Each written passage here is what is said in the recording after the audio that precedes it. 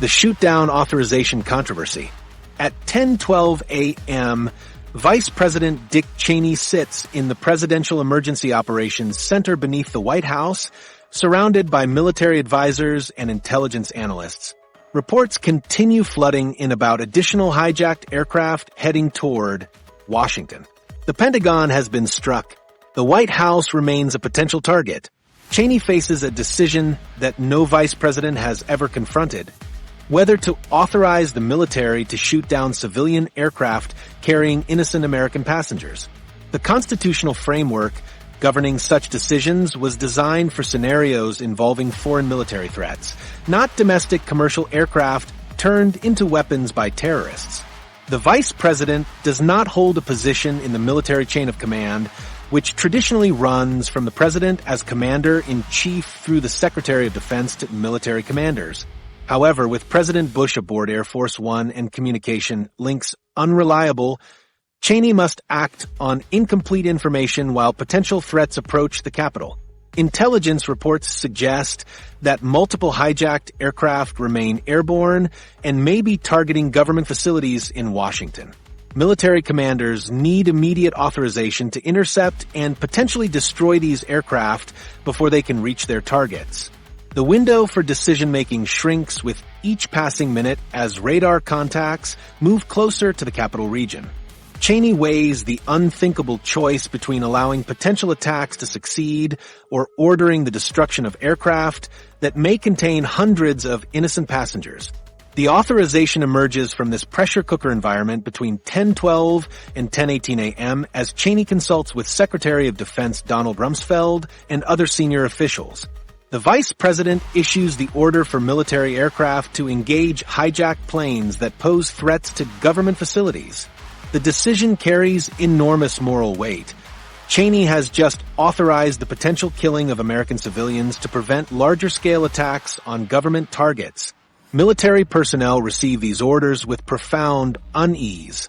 Fighter pilots, trained to protect American airspace, now face the possibility of firing missiles at civilian aircraft. Air Force commanders struggle with rules of engagement that require them to assess hostile intent from commercial airliners. The psychological burden on pilots who might have to execute such orders creates unprecedented stress within the military chain of command. Technical Sergeant Thomas Gould aboard Air Force One receives fragmented communications about the shoot-down authorization through overloaded communication networks. The initial reports reaching the presidential aircraft lack crucial details about the scope and limitations of the order. Gould attempts to establish clear communication with the White House bunker to confirm the authorization, but static and interference make verification nearly impossible. President Bush learns about the shoot-down order through partial communications that raise more questions than they answer. The president demands immediate clarification from Vice President Cheney about the authorization and its constitutional implications. Bush recognizes that such orders must come from him as commander-in-chief, but the communication difficulties make real-time coordination between Air Force One and the White House bunker extremely challenging. The phone call between Cheney and Bush lasts 2 minutes, according to investigation reports, but the conversation proves frustratingly incomplete due to communication system failures. Bush struggles to hear Cheney's explanations over static and interference. The president attempts to provide clear guidance about the shoot-down authorization. But both men recognize that the communication links may fail again at any moment, leaving military commanders without definitive orders. Air Force commanders monitoring radar screens track unidentified aircraft contacts approaching Washington while waiting for clear authorization to engage. The rules of engagement require positive identification of hostile intent before firing weapons, but hijacked aircraft appear identical to normal commercial flights on radar screens. Pilots must make split-second decisions about whether approaching aircraft pose genuine threats or represent false alarms. The constitutional crisis deepens as legal experts within the government recognize that the shoot-down authorization raises fundamental questions about executive authority during national emergencies. The existing framework provides no clear guidance for situations where the vice president must act independently while the president remains unavailable. The 2025 legal analysis reveals how this situation highlighted critical gaps in emergency command authority that required immediate attention. Fighter aircraft scramble from multiple air bases to establish defensive perimeters around Washington, but their pilots receive conflicting information about the authorization to engage civilian aircraft. Some commanders interpret the orders broadly, while others demand more specific guidance before taking action. The communication breakdown prevents military personnel from receiving consistent direction about when and how to implement the shoot-down authorization. The moral complexity of the situation weighs heavily on everyone involved in the decision-making process. Military commanders must balance their duty to protect government facilities against the horrific prospect of destroying aircraft filled with innocent passengers.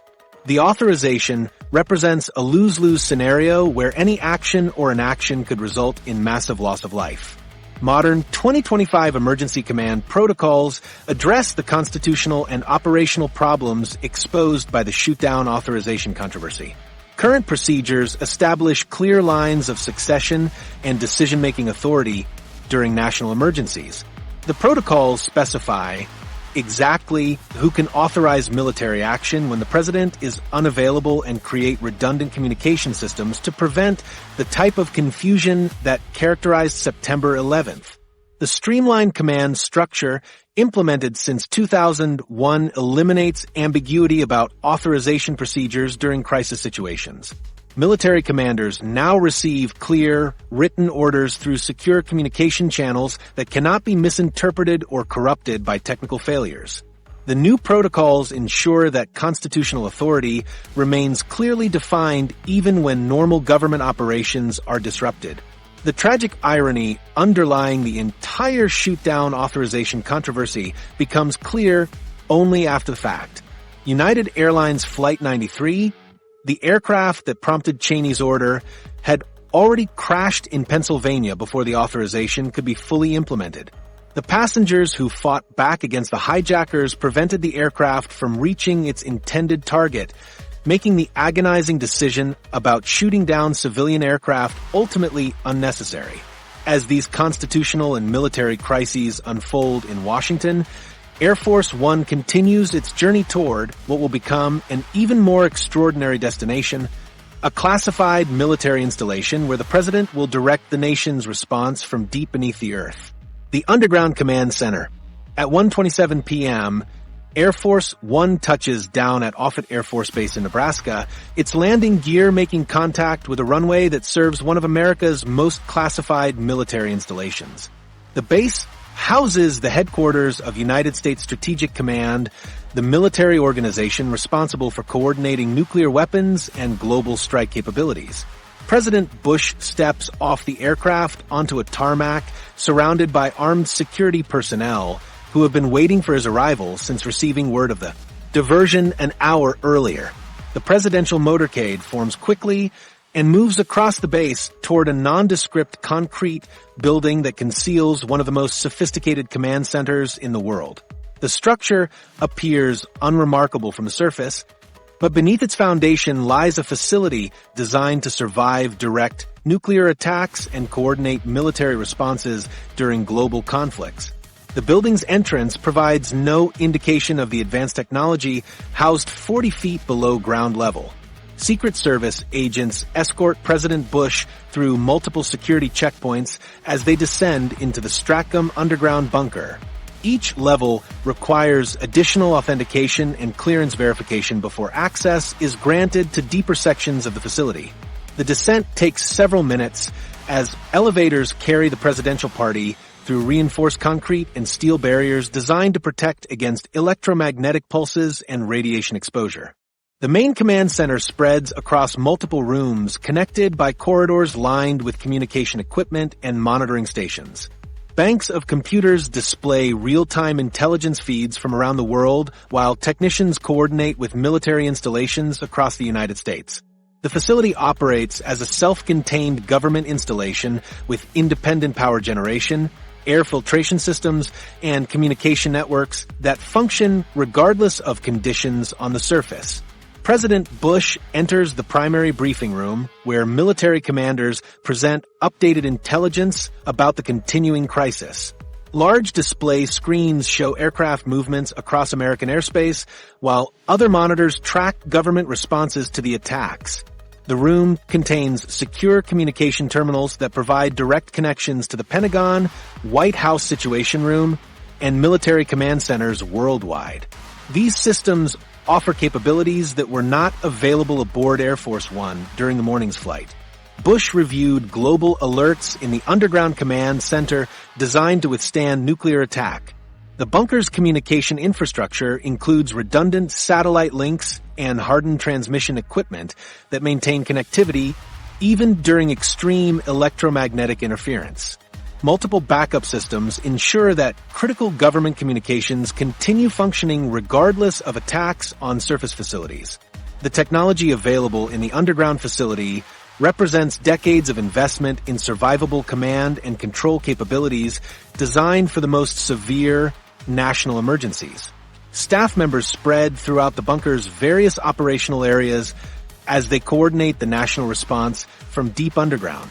Press Secretary Ari Fleischer continues documenting events in his handwritten notes while observing the surreal environment of running a government from a military bunker. Deputy Chief of Staff Josh Bolton coordinates with White House personnel who remain in the Presidential Emergency Operations Center beneath the West Wing. The psychological impact of governing from an underground military facility becomes apparent as the afternoon progresses.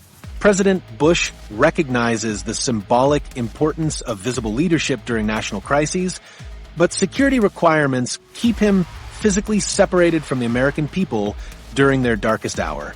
The bunker provides absolute protection, but creates an emotional distance between the president and the citizens he serves. Military personnel throughout the facility maintain heightened alert status as intelligence reports continue suggesting additional attacks may be planned. The command center receives threat assessments from multiple agencies while coordinating defensive measures for government installations nationwide. The uncertainty about ongoing threats creates sustained tension among decision-makers who must respond to incomplete and sometimes contradictory information. The Stratcom bunker includes residential areas with bedrooms and dining facilities designed to support extended operations during prolonged crises. These accommodations would allow the facility to function as an overnight command center if circumstances required extended stays underground. The self-contained nature of the installation enables continuous operations regardless of external conditions or threats to surface facilities. Communication sessions with congressional leaders and cabinet members occur through secure video conferences that connect the underground facility with government officials across Washington. The bunker's advanced telecommunications equipment provides clear audio and video connections despite the challenges created by operating from deep underground. These capabilities allow President Bush to maintain coordination with key decision-makers while remaining physically protected. Intelligence briefings reveal the ongoing challenges facing law, enforcement, and military personnel as they respond to the attacks. The FBI coordinates investigations across multiple states while the Federal Aviation Administration works to restore normal air traffic operations. The National Security Agency provides electronic intelligence about potential additional threats, while the Central Intelligence Agency assesses international implications of the morning's events. The underground facility demonstrates both the strengths and limitations of fixed command installations during national emergencies.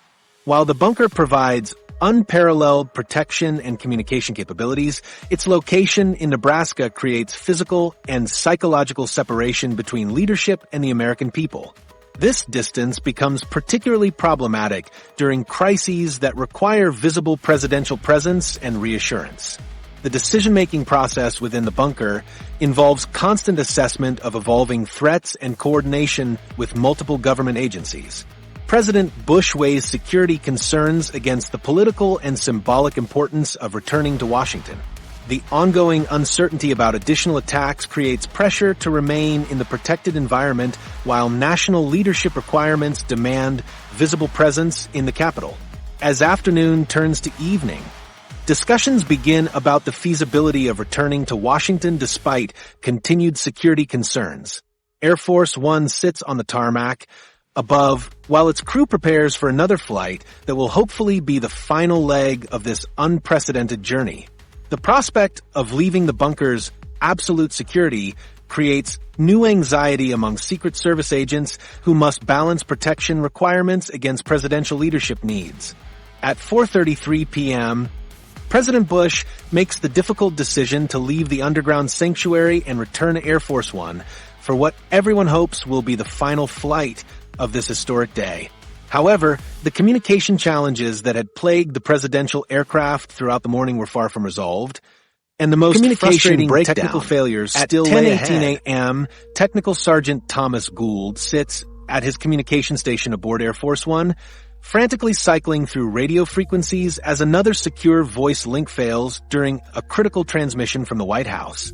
The high-frequency radio system that forms the backbone of Air Force One's communication network was designed during the Cold War for scenarios involving nuclear threats and foreign military adversaries. These systems perform adequately under normal conditions, but the unprecedented demands of September 11th expose fundamental weaknesses that compromise coordination with ground-based leadership throughout the crisis. The secure telephone systems aboard Air Force One begin experiencing failures within minutes of takeoff from Sarasota. Deputy Chief of Staff Josh Bolten attempts to maintain contact with the White House Situation Room, but the connection cuts out repeatedly during conversations with Vice President Cheney. The normally reliable telephone lines become unreliable at precisely the moment when clear communication proves most essential. The 9/11 Commission report later documented how the phone outage during Cheney's call at 10:18 a.m. created dangerous delays in coordinating the government's response. Communications specialist Master Sergeant Paul Gibbs monitors multiple radio frequencies simultaneously while watching secure data links fail one after another. The aircraft's communication suite includes backup systems designed to maintain connectivity during equipment failures, but the volume of traffic overwhelming government networks creates cascading breakdowns that affect even redundant systems.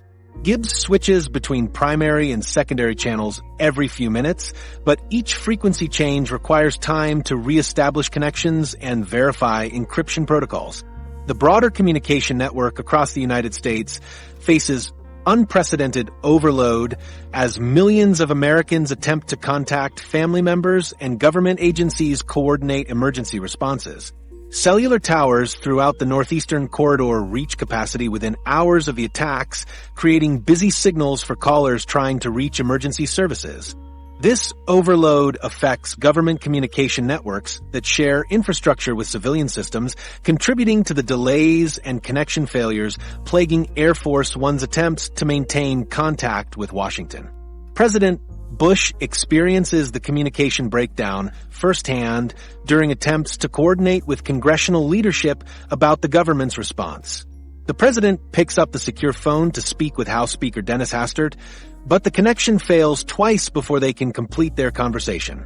Bush's frustration grows as each failed call delays critical decisions about military responses and government operations. The communication failures create an atmosphere of isolation aboard Air Force, one as the president struggles to maintain coordination with key decision-makers on the ground. Staff members throughout the aircraft witness the mounting technical problems as communication specialists work frantically to maintain connections with ground-based agencies. Press Secretary Ari Fleischer documents the communication failures in his handwritten notes, observing repeated attempts to establish clear voice links with the Pentagon and White House. The normally efficient flow of information between Air Force One and government agencies degrades into fragmented conversations interrupted by static and dropped connections. The satellite communication systems aboard Air Force One provide backup connectivity when radio systems fail, but these links prove limited in scope and reliability during the crisis. The aircraft's satellite antenna requires precise positioning to maintain connections, but defensive maneuvering and altitude changes disrupt the signal alignment needed for consistent communication. Colonel Mark Tillman must choose between maintaining communication links and executing defensive flying procedures designed to protect against potential aerial threats. Intelligence updates from the FBI and CIA reach Air Force One through communication channels that experience significant delays due to network overload and system failures.